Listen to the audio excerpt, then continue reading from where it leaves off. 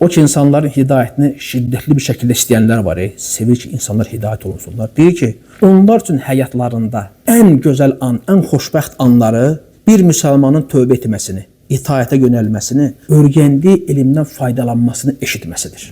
Bizim üçün vallahi doğrudan da həqiqətən həyatda belə olmalıdır. Bax, bizim nə qədər əzizlərimiz, yoldaş, dostlarımız var, düzdür. Eşitəndə ki, atan-anan namaza başlayıb. Necə olursan, sənin həyatın necə olur, qardaşım? Deyirsən ki, vallahi mənim həyatımda ən gözəl an bugün mənim anamın namaz qılmasıdır. Atamın namaza başlamasıdır. Qardaşımın namaza başlaması. İndi adam var da qardaşı deyək ki, tüfeyli həyat yaşayıb. Amma eşidir ki, hidayət olundu. Bu necə olar? Vallahi soruş, deyir qardaş, mənim həyatımda ən xoşbəxt günüm mənim bugün qardaşımla bərabər cəmaət namaz qılmağımdır. Atamla, anamla bərabər məscidə getməyimdir. Hələ bu ən əzizlərimizin hidayətini eşidəndə, tövbə etməsi ki, gör indi digər insanlar necə? Hamısı bunu istəməliyik. Eşidirsən ki, bir müsəlman Allaha asidir, tövbə etdi. Bu səni sevindirməz, qardaş. Asərin biri də azaldı. Öyrəndiyi, eşitdiyi elmdən faydalanır, əməl edir. Bu bizi sevindirməli deyilmi, qardaş? Bax, bu insanların hidayətini həqiqi şəkildə istəyənlərin vəsflərindən biridir, qardaşım. Və həyatının ən xoşbəxt anı bir müsəlman tövbə etməsini eşitməsidir.